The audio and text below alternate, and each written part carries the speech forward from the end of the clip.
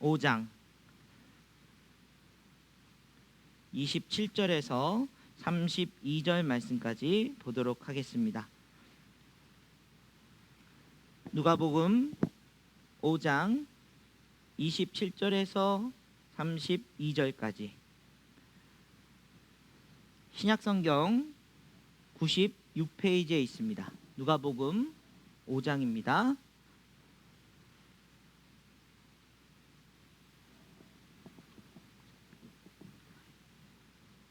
우리 다 찾으신 줄 믿고요, 한 목소리로 32절까지 같이 읽겠습니다. 시작. 그 후에 예수께서 나가사 레위라 하는 세리가 세관에 앉아 있는 것을 보시고 나를 따르라 하시니 그가 모든 것을 버리고 일어나 따르니라. 레위가 예수를 위하여 자기 집에서 큰 잔치를 하니 세리와 다른 사람이 많이 함께 앉아 있는지라. 바리새인과 그들의 서기관들이 그 제자들을 비방하여 이르되 너희가 어찌하여 세리와 죄인과 함께 먹고 마시느냐. 예수께서 대답하여 이르시되 건강한 자에게는 의사가 쓸데없고 병든 자에게라야 쓸데있나니 내가 의인을 부르러 온 것이 아니요 죄인을 불러 회개시키러 왔노라. 아멘. 아멘. 복음서에서 가장 큰 논쟁 중에 그 중심은 예수님은 누구신가입니다. 예수님은 과연 메시아이신가, 그리스도이신가, 하나님의 아들인가? 그 믿는 사람마다 자신들이 생각하는 예수님을 믿고 있었습니다. 어떤 사람들은 예수님은 치유하시는 분, 또 오병이어를 겪은 사람들은 예수님은 나를 배부르게 먹이시는 분, 또 때로는 병든 자들, 또 고통스러운 자들을 찾아가셔서 위로해 주시는 분으로 생각하고 있었습니다. 그러나 반대로 예수님을 미워하고 싫어했던 사람들은 예수님이 하나님의 아들이라는 그 사실 때문에 신성모독자라고 그렇게 비난하고 있었고요, 또 그 바리새인들과 종교 지도자들을 따르지 못하게 하는 분쟁을 일으키는 사람이라고 그렇게 미워하고 있기도 했습니다. 귀신 들린 사람들을 고쳐주니 귀신이 들려서 귀신을 고치는 거다, 바알세부를 힘입어서 귀신을 고치는 거다 라고 하면서 예수님을 비난했던 사실들이 있습니다. 이런 예수님에 대한 많은 오해와 또 여러 가지 이야기들이 복음서를 통해서 우리에게 전해지고 있는데요, 제가 이런 질문을 여러분들에게 한번 드려보겠습니다. 우리가 믿는 이 시대 속에서 여러분은 예수님을 누구라고 생각하십니까? 이 질문을 저 자신에게 던지면서 굉장히 큰 마음속에 어떤 혼란을 겪게 되었습니다. 우리는 우리가 생각하는 예수님, 내가 바랬던 예수님, 마치 이 시대 속에서 예수님을 만난 사람들처럼 자신들이 생각하는 예수님을 믿고 있는 것은 아닌지, 그러나 예수님은 분명하게 이 땅에 오셔서 당신이 왜 이 땅에 오셨고 누구인지에 대해서 밝히고 있었다는 사실입니다. 우리가 그냥 성경의 고백을 통해서 또는 찬송의 가사를 통해서 신앙 교독을 통해서 고백하는 그런 고백이 아닌 저와 여러분이 믿는 그 예수님은 누구이신가? 이 질문이 우리에게 있어야 될 질문인 것 같습니다. 오늘 본문이 바로 그런 논쟁들 속에서 예수님을 비난하고 있는 사람들의 모습, 죄인들과 식사하는 자리, 늘 불평과 책잡기를 바랬던 사람들의 시선이 곱지 않았던 그 자리, 그 자리에서 예수님이 하신 그 말씀이 얼마나 우리에게 중요하고 또 우리가 깨달아야 될 말씀인지를 선포하고 있는 것입니다. 그런데 오늘 본문을 좀 이해하기 위해서는 오늘 누가복음의 앞에 5장의 앞에 두 가지 사건을 먼저 우리가 생각해보고 오늘 본문을 이해할 수 있어야 됩니다. 예수님은 5장 13절부터 나병 들린 사람을 깨끗하게 해주시는 치유 사역을 보여주셨습니다. 이 사역을 통해서 예수님이 그 병자들을 얼마나 사랑하시고 또 위로하길 원하셨는가를 볼 수 있는데요. 그런데 아주 중요한 몇 가지 의문점들이 생깁니다. 오늘 누가복음 5장 13절에서 16절을 같이 읽어보겠습니다. 시작. 예수께서 손을 내밀어 그에게 대시며 이르시되 내가 원하노니 깨끗함을 받으라 하신대 나병이 곧 떠나니라. 예수께서 그를 경고하시되 아무에게도 이르지 말고 가서 제사장에게 내 몸을 보이고 또 내가 깨끗하게 됨으로 인하여 모세가 명한 대로 예물을 드려 그들에게 입증하라 하셨더니 예수의 소문이 더욱 퍼지매 수많은 무리가 말씀도 듣고 자기 병도 고침을 받고자 하여 모여 오되 예수는 물러가사 한적한 곳에서 기도하시니라. 아멘. 나병 환자는 여러분 전염병입니다. 몸이 썩어져가는 병이에요. 그렇기 때문에 예수님은 말씀만으로도 고치실 수 있었는데 꼭 그의 몸을 만지셔서 손을 대셔서 그를 낫게 해주십니다. 그 일을 통해서 이 나병 환자에게 아무에게도 얘기하지 말고 제사장에게 가서 모세가 이른 대로 예물을 드리면 내가 나았다는 사실을 증명해서 가족들에게로 돌아가라. 그런데 이 아무에게도 이르지 말라는 예수님의 말씀에도 불구하고 그 소문이 어떻게 됐을까요? 퍼져나갔다는 거예요. 수많은 무리가 말씀도 듣고 자기의 병도 고침을 받고자 하여 예수님께 모여들었습니다. 자, 그런데 예수님께서 그래, 너네들 얼마나 힘들었니? 외로웠니? 고통스러웠니? 그 병을 고쳐주신 것이 아니라 물러가셨다는 거예요. 한적한 곳에 가서 기도하셨다는 사실입니다. 여러분, 왜 그러셨을까요? 아니, 예수님의 사랑이라면 한 영혼이라도 더 고쳐주시고 싶으셨을 텐데 물러가셨다는 거예요. 그 이유가 바로 다음에 나오는 사건을 통해서 이제 우리에게 알 수 있는 그런 근거를 보여주고 계십니다. 그 다음 사건은요, 이제 많은 사람들이 예수님의 말씀을 듣고자 한 집에 모였습니다. 그런데 중풍병자를 예수님께 데려오고 싶었지만 사람들에 둘러싸여 있어서 도무지 예수님께 올 수 없어서 4명의 사람들이 지붕을 뚫고 예수님께 그 중풍병자를 내리는 사건이 일어나게 됐습니다. 그 조용하고 예수님의 말씀에 집중하고 어떻게든 병을 고치고 싶었던 사람들이 모여있던 곳에 갑자기 천장에서 먼지가 나기 시작합니다. 그리고 정말 간절한 마음으로, 여러분, 그분들이 서로 친구였는지 성경에는 나오지 않지만요, 가족이었을 수 있고 친구였을 수 있습니다. 그런데 그 내리는 사건을 통해서 감동적인 주님의 치유 사역이 일어날 그 찰나에 예수님께서 5장 20절에 이렇게 말씀하고 계십니다. 우리 같이 읽겠습니다. 시작. 예수께서 그들의 믿음을 보시고 이르시되 이 사람아 내 죄사함을 받았느니라 하시니. 아멘. 중풍병자의 소망은 예수님께 와서 그 중풍병이 낫는 역사입니다. 그와 함께해서 남의 지붕을 뚫어서 언제 손해배상을 해야 될지 모르는 그 상황 속에 그 우정과 사랑과 가족애가 있는 그 모든 것들을 가지고 내려온 그 중풍병자에게 고침을 받게 하시는 그 역사가 먼저가 아니라 죄사함을 받았느니라, 이 말씀을 하고 계신 거예요. 이때부터 분위기는 갑자기 반전됩니다. 아니, 병을 고쳐줄 것이지 갑자기 왜 죄사함을 얘기하고 있느냐? 사람들은 웅성거립니다. 거기서 당연히 서기관과 바리새인들은 신성모독을 한다고 이야기하고 있습니다.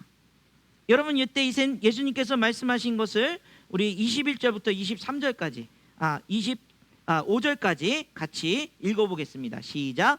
서기관과 바리새인들이 생각하여 이르되 이 신성 모독하는 자가 누구냐? 오직 하나님 외에 누가 능히 죄를 사하겠느냐? 예수께서 그 생각을 아시고 대답하여 이르시되 너희 마음에 무슨 생각을 하느냐? 내 죄사함을 받으라 하는 말과 일어나 걸어가라는 말이 어느 것이 쉽겠느냐? 그러나 인자가 땅에서 죄를 사하는 권세가 있는 줄 너희로 알게 하리라 하시고 중풍병자에게 말씀하시되 내가 내게 이르노니 일어나 내 침상을 가지고 집으로 가라 하시매 그 사람이 그들 앞에서 곧 일어나 누웠던 것을 가지고 하나님께 영광을 돌리며 자기 집으로 돌아가니. 아멘. 아멘. 그렇습니다. 예수님은 사람들의 기대와 사람들의 시선과 사람들의 원하는 것보다 하나님의 뜻을 이루기 위해서 이 땅에 오셨다는 사실, 그것은 바로 죄사함을 위해서 인간들이 가지고 있는 그 결박, 죄와 사망의 법에서 자유함을 주시기 위한 하나님의 뜻을 이루기 위해서 오셨다는 사실을 분명하게 말씀하고 계신 것입니다. 이 말이 어떤 의미인지 사람들은 예수님의 기적에 몰두해 있습니다.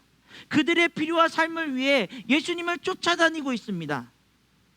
그들이 찾는 것, 예수님께 있을 수 있습니다. 그러나 주님은 그것보다 먼저 우리의 모든 인생들을 위해서 그 십자가를 통해 죄를 사해 주시는 그 하나님의 뜻이 가장 우선임을 선포하고 계신 것입니다. 오늘 본문으로 돌아와서 세리 레위, 여러분 다른 복음서에서는 세리 마태라고 얘기하고 있습니다. 예수님의 제자가 된 사람이죠. 그런데 누가복음에서는 왜 레위라고 얘기하고 있을까요? 이것은 굉장히 영적인 의미로서 그 이름을 부르고 있습니다.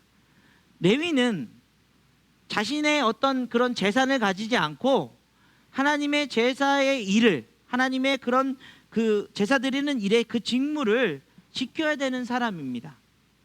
그러므로 그의 삶은 하나님께 드리는 삶이고 하나님이 허락하신 대로 살아야 되는 직무를 가지고 있습니다. 그런데 그가 세리의 역할을 하고 있었다. 그 말은 로마의 식민지 속에서 로마의 세금을 걷어들이는 일을 대신하고 있는 브로커 또는 앞잡이, 뭐 이렇게 사람들이 표현하며 그를 죄인 취급하고 있었습니다. 그런 죄인에게, 그런 손가락질 당하는 사람에게 예수님은 큰 관심을 보여주셨다는 것이죠. 그를 부르실 때 그가 모든 것을 버려두고 예수님을 쫓았다고 말하고 있습니다. 그리고 그를 제자 삼으셨습니다. 여러분, 그런데 여기서 놀라운 사실은 그를 부르신 그 집에서 큰 잔치를 베풀며 사람들과 함께 즐거워하고 계셨다는 것입니다. 어떤 병자가 고침받는 그 상황보다 죄인 된 사람이 예수님 앞에 나와 고백하고 변화된 그 자리가 바로 축복의 자리요, 잔치의 자리라는 사실을 우리에게 말씀하고 계십니다. 바리새인과 서기관들은 그 상황을 두고 예수님을 비난할 수밖에 없죠. 여러분, 바리새인과 서기관들이 종교 지도자로서 로마에 결탁해서 그들의 지위를 유지하기 위해서 있지만 그들도 역시 여전히 메시아라면 로마를 물리치고 다윗처럼 그 왕권을 회복해서 이 나라를 부강하게 만들 왕을 기다리고 있었는지도 모릅니다. 그런데 로마에 결탁해서 세금을 걷어들인 그 사람을 불쌍히 여겨주시고 함께 식사하시며 말씀으로 위로하고 계신 그 사람이, 그 예수가 얼마나 원망스러웠을까요? 비난하고 싶었을까요? 그 실망감이 얼마나 컸을까요? 여러분, 우리가 예수님을 누구라고 생각하느냐에 따라 우리가 원하고 기대하고 또 주님을 찾고 있습니다. 그런데 주님은 우리에게 다른 얘기를 하고 계신지도 모릅니다. 오늘 이 자리에 예배드리는 모든 분들이 주님의 뜻대로만 예배드리길 원하신다면 오늘 이 말씀이 여러분에게 진짜 예수님을 만나는 놀라운 그런 축복이 있기를 간절히 원합니다. 예수님은 이렇게 말씀하십니다. 31절 32절 오늘 본문 말씀 같이 읽습니다. 시작. 예수께서 대답하여 이르시되 건강한 자에게는 의사가 쓸데없고 병든 자에게라야 쓸데있나니 내가 의인을 부르러 온 것이 아니요 죄인을 불러 회개시키러 왔노라. 아멘. 아멘. 여러분, 주님은 우리에게 위로가 되시는 분 맞습니다. 치유해 주시는 분이십니다. 언제나 우리를 사랑으로 안아주실 수 있는 분입니다. 그런데 그것이 우선이 아니라 바로 병든 자, 죄인을 부르러 오셨다는 사실이죠. 연약한 자, 죄와 사망의 법에 그렇게 죽어갈 수밖에 없는 인생들을 부르러 오신 것이고, 그런 우리들을 회개시키기 위해서 이 땅에 오셨다고 선언하고 계십니다. 여러분, 이것은 너무나도 우리에게 당연한 얘기고 오래된 이야기인지도 모릅니다. 나는 죄사함 받았고 나는 회개했다고 생각합니다. 이제는 그러니까 복을 달라고, 이제는 내 삶의 길을 평탄케 해달라고, 비춰달라고, 건강케 해달라고 하나님 앞에 구하고 있는 인생인지도 모릅니다.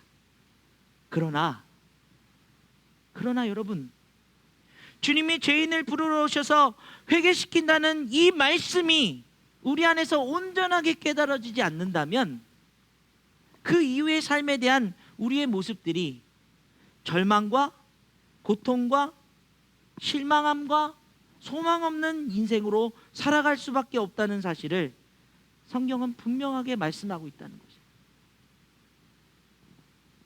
예수님은 누구십니까? 예수님은 나에게 너무나도 큰 위로와 사랑을 주신 분입니다. 맞습니다. 그러나 예수님은 누구십니까? 고백할 때 예수님은 나 같은 죄인을 부르셔서 나 같은 죄인을 회개시키시는 놀라운 하나님이십니다. 고백하는 저와 여러분 되길 간절히 원합니다. 여기에 진짜 그리스도인의 출발이 있는 것입니다. 우리가 죄인됨을 깨닫지 못하면 여러분, 그 주신 은혜가 무엇인지를 알지 못하기 때문이죠. 우리가 죄인됨의 삶의 모습이 무엇인지 알지 못하면 왜 고통받고 있고, 왜 원망하고 있고, 왜 분노하고 있고, 왜 날마다 기쁨 없는 삶을 살아가는지 그 이유를 알 수 없기 때문입니다. 그러므로 여러분, 주님의 이 말씀을 통해서 주님이 우리에게 죄인으로서 우리를 부르신, 저와 여러분이 주님의 부르심을 받고 온 죄인된 인생임을 고백하시기를 간절히 원합니다. 우리가 주님을 통해서 이 귀한 마음을 깨닫게 하실 때에 우리가 죄인됨을 깨닫고 또 그 은혜를 깨달을 수 있는 것, 그리고 우리를 회개시키시는 하나님의 그 마음을 알 수 있는 것, 여러분, 그것을 우리가 두 가지 정도로 살펴보려고 합니다. 첫 번째, 우리를 깨닫게 하시는 일이에요.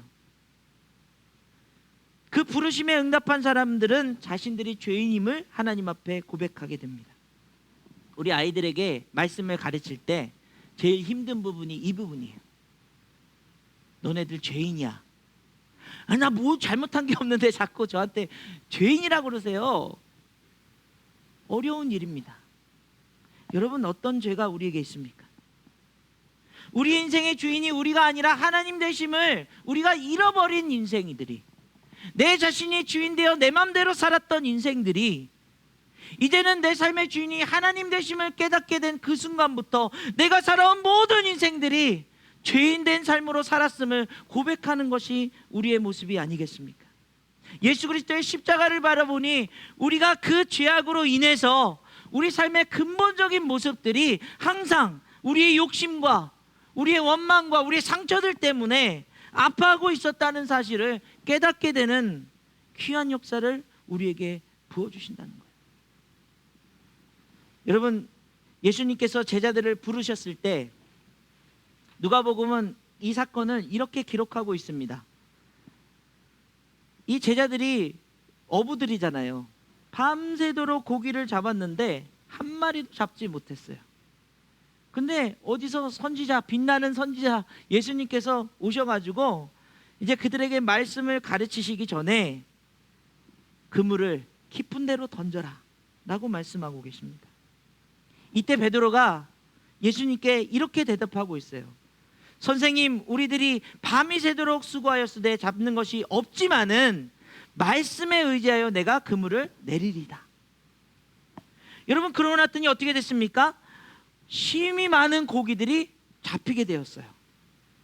와, 우리가 그동안 잡지 못했는데 이렇게 잡아서 행복하네, 축하의 자리, 막 기쁨으로 그 고기를 나누고 주님의 말씀을 들으면서 가야 되는데, 이때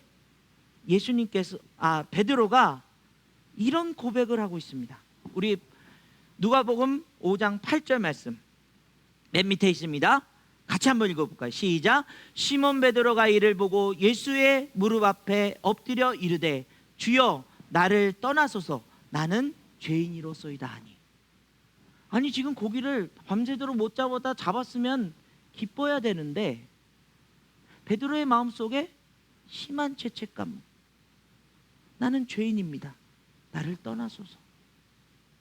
예수님께서 그들에게 오셨습니다. 그들에게 말씀하십니다. 그들에게 기적을 보여주십니다. 그러나 그 기적이 우선이 아니라 주님이 자신을 비춰보니 베드로의 삶에 가지고 있던 욕망과 원망과 시기와 질투와 그 마음의 상처들을 드러나게 하시는 것을 보고 주님 앞에 엎드려 주님 나는 죄인입니다, 나를 떠나소서. 여러분, 우리 그리스도인들이 주님을 만나며 주님을 고백하게 됐을 때 여러분 안에서 깨달아지는 삶은 무엇입니까? 우리 지난 한 주간을 돌아보십시오. 야, 나 그래도 나름대로 잘 살아온 것 같아. 여러분 이런 마음이 드십니까? 저는 지난주를 돌아보니 운전하다가 80km 넘으면 안 되는데, 여러분 구간 단속이 있으면요 이렇게 가다가 중간에 나가면 구간 단속에 걸리지 않아요. 저희 아이들한테 제가 가르칩니다. 이거 걸리지 않아. 100km로 넘어도 돼. 마음속에 찔림이 있어요. 80km를 지키지 않고 빨리 하다 중간에 나갔습니다. 우리의 삶을 돌아보니 그런 내 마음속에 가지고 있는 욕심스러운 마음들이, 또 누구를 미워했고 손가락질했던 마음들이 우리 안에서 떠오르는 것.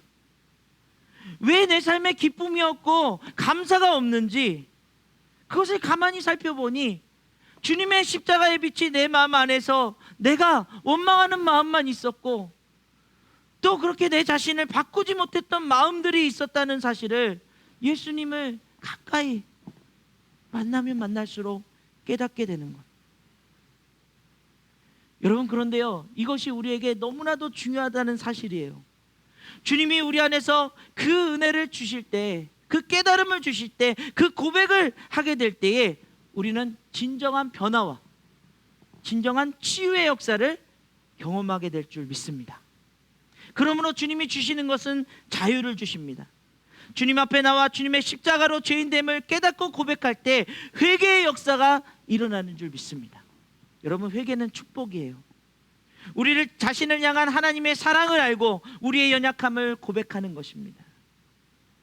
여러분, 이것이 우리 청년 한 명을 도우면서 이 뇌의 문제, 왜 우울에 빠지는가, 왜 조현병 같은 것들이 생기는가, 약을 아무리 먹고 그 친구가 받는 치료는요 전기 자극을 5분 동안 아주 세게 주면서 한 10번 정도를 치료하면 좀 나아지는 경우가 있어서 확률적으로 몇 %밖에 안 되지만 받아보는 거예요.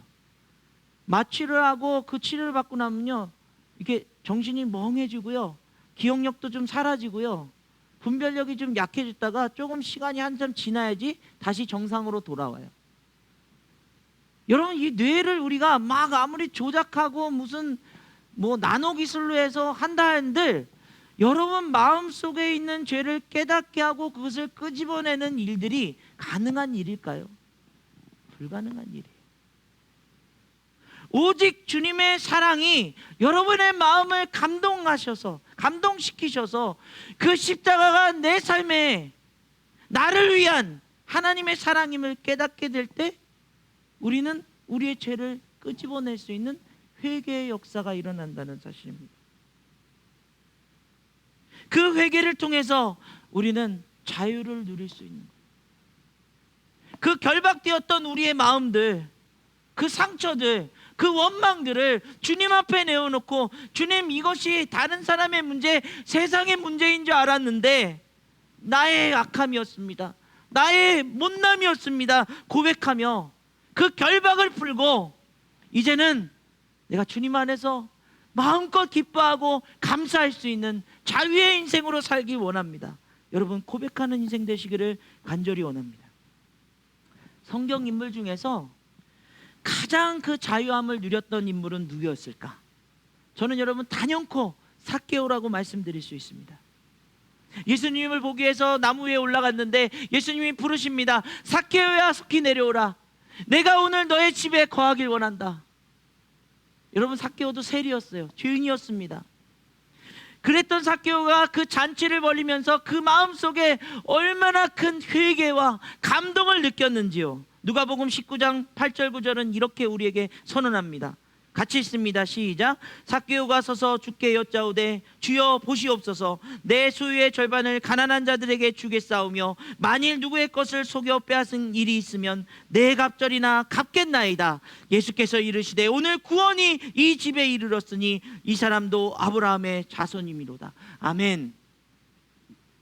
여러분, 누가 시킨 일이 아니에요. 그 마음속에 회개의 역사가 일어나고, 그가 자신의 삶이 물질에 있었고 권력에 있었고 또 다른 사람 눈치 보는 일에 있었다면 이제 주님 안에서 자유함을 누리고, 주님 내 재산의 절반 이거 다 별 의미 없어요, 드릴 수 있습니다. 혹시 내가 잘못한 일 있다면 4배나 갚겠습니다. 선포하는 이 마음이 얼마나 자유로운 마음인지. 사랑하는 여러분, 우리는 예수님을 누구라고 생각하고 계십니까?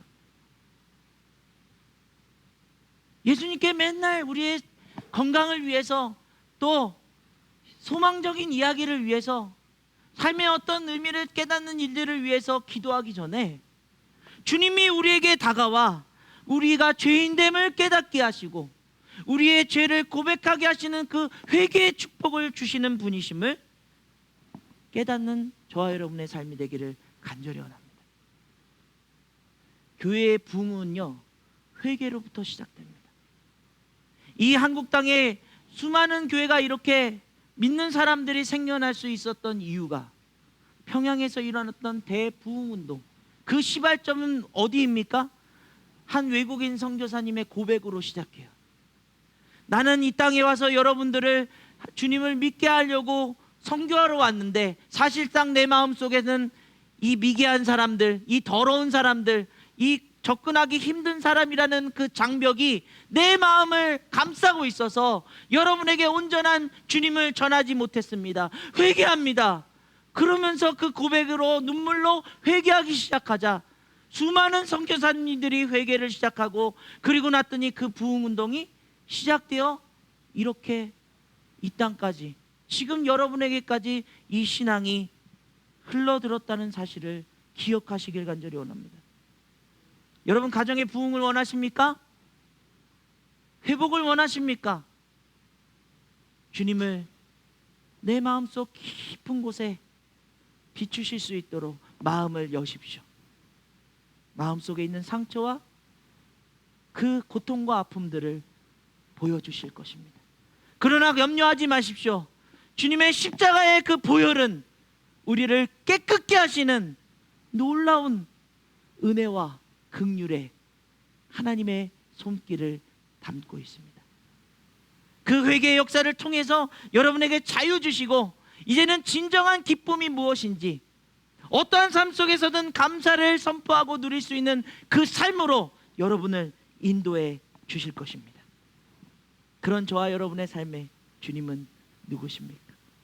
나를 회개케 하시고 나를 깨닫게 하시는 그 주님이 여러분의 진정한 주인이심을 깨닫는 저와 여러분의 삶이 되시기를 간절히 원합니다. 우리 찬양으로 오늘 말씀을 마무리하겠습니다. 약한 나로 강하게, 가난한 날 부하게, 눈먼 날 볼 수 있게 주 내게 행하셨네. 여러분, 예수님이 예루살렘 입성할 때 호산나 호산나 다윗의 자손이여 찬송할지로다, 여러분 사람들이 이렇게 얘기해요. 그런데 예수님이 십자가 지실 때 어떡합니까? 다 도망쳐 버려요. 그런데 이 찬송의 완성은요, 호산나 호산나 죽임당한 어린 양, 호산나 호산나 예수 다시 사셨네. 여러분에게 죄사함의 은혜와 자유를 주시는 그 주님이 여러분의 진정한 아버지시고 주인이심을 깨닫고 그 자유함을 누리시길 간절히 원합니다.